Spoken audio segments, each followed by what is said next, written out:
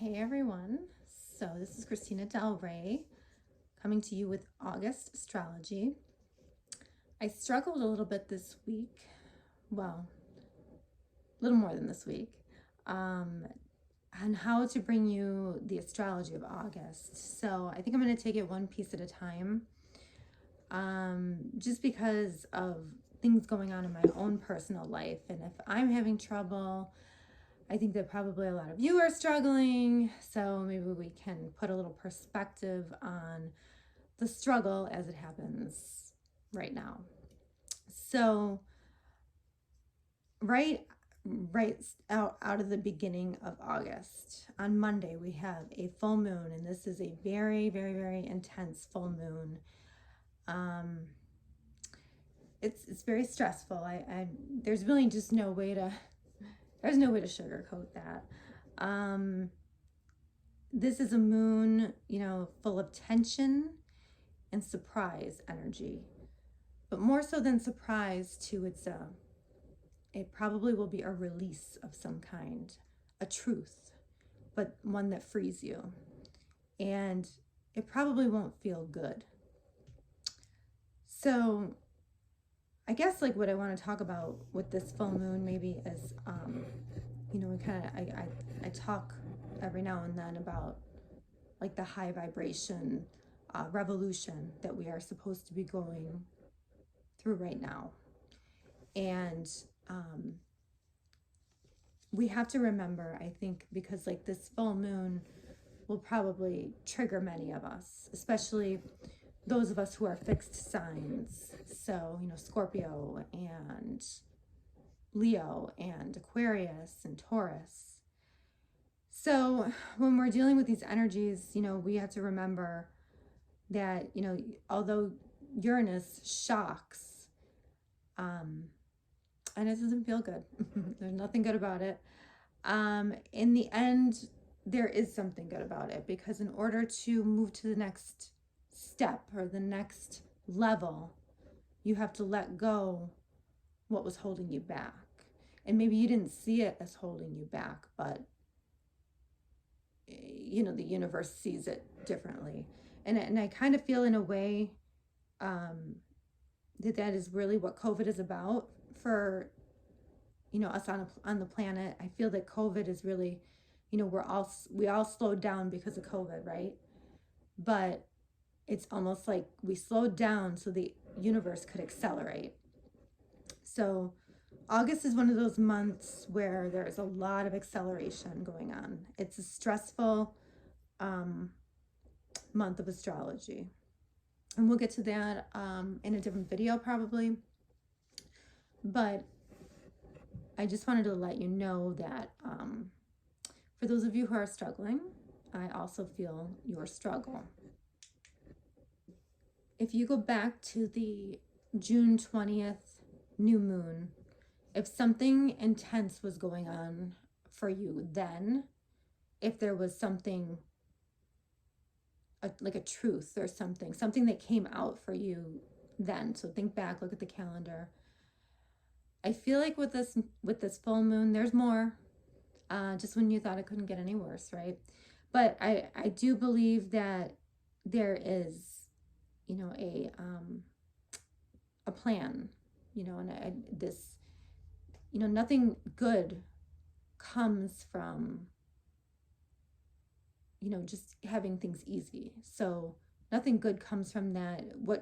When good things come, it's because there was a struggle, some kind of struggle that you overcame.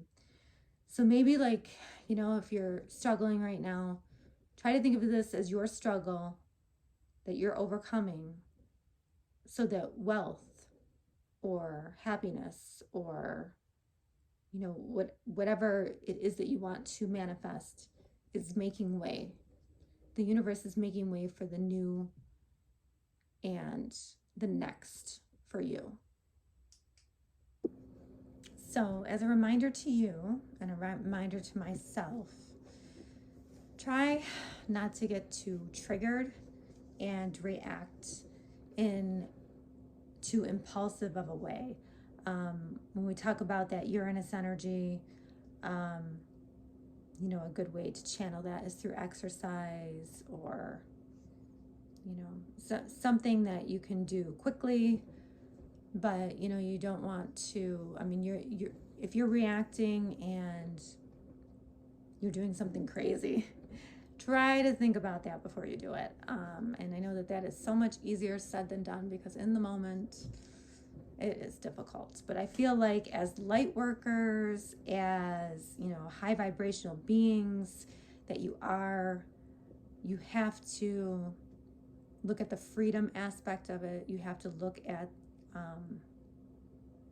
the truth of the matter, and you have to look at, you know, it's setting you free to do the next. So I'm just going to go through each sign and kind of talk about maybe where you might feel this. Like we said, the fixed signs will feel it more if you have a personal planet triggered by this, which I do. You'll feel this intensely. So for Aries, we have it lights up that area, that 11th house, that friendship zone. It lights up that area where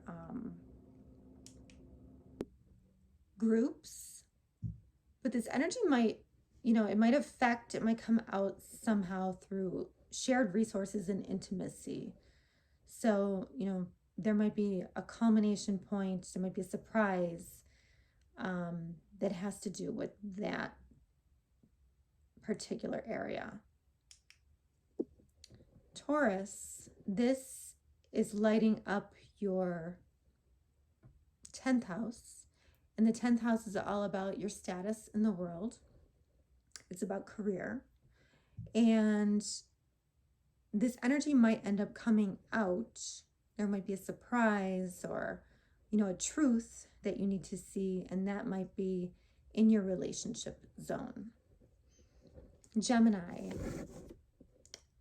this is lighting up your 9th house of philosophy, education, law. So there might be something going on with a lawyer. If you have any lawsuits or anything like that, it could be philosophy, education, I'm trying to think. But there might be some kind of surprise here, and you might feel this in your 6th house of work and health. So it will be important for you to pay attention to that. Make sure you're paying attention to work and health areas. Cancer.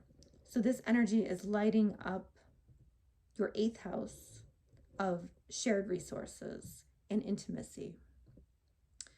And there might be a surprise, or you will feel this energy in your romantic relationships or with your children.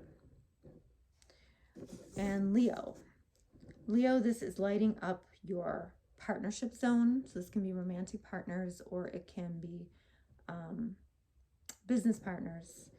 And this truth that's coming out, you know, that has to do with family and real estate. Virgo, this lights up your 6th house of work and health, like your everyday work and health, your routines. Also, like any medications that you take or anything like that, you got to watch for that. And this truth, or this, you know, surprise may come out in, I would say, neighbors, siblings, cousins, or even the internet. So sometimes, like when we think of neighbors now, you know, social media tends to be our neighbors, even though they're not close by. Things tend to come to a head on that. Libra, this full moon lights up your 5th house. That's romance, children, creativity, hobbies. And you may feel this Uranus energy, this set free, or this surprise in your 2nd house. And that is self-worth and also how you earn money. Scorpio, this is lighting up your 4th house of real estate and home and family.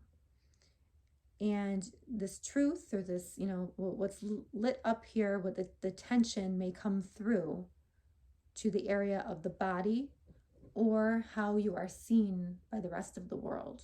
So I'm thinking more like, you know, how people look at you, how they see you. Sagittarius, this is lighting up your third house of communication, siblings, cousins, neighbors, and internet, where this Uranus freedom energy might come out for you, or this surprise or trigger might end up coming out in the 11th house, which is friends, which is groups that you belong to. And just be very careful about, you know, social media. Actually, now that I'm looking, Sagittarius, I would be careful more so than that, even, you know, maybe that element of the social media, but more with like secrets, hidden enemies, or the unseen. So I think that that's going to be more of what that's about for you. Capricorn, this is lighting up your second house, which is self-worth and how you make money. So there's some kind of something going on there, some kind of, you know, a culmination, ending going on there.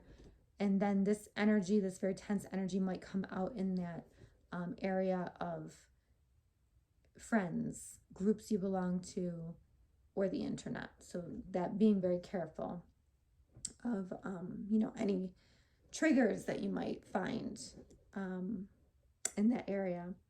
And then Aquarius, this lights up your first house. The first house is your body, but it's also how you are seen in the world. And it feels like this surprise or this energy of tension is going to come out in the area of your 10th house, which is your reputation. It's how the world sees you. It's, you know, it might be a surprise. It's a status in the world. It's how others look at you. And last but not least, Pisces, you have this lighting up your 12th house of secret enemies, of the hidden, the unknown.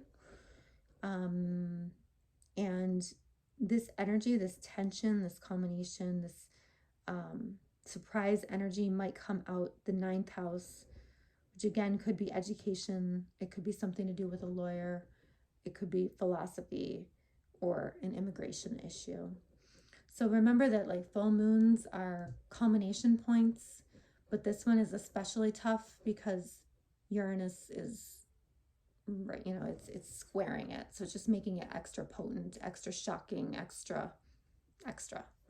So it's just important, again, just to say that it's very important not to react in a way that's going to hurt others, or at least try to, you know, try to deal with it in a way that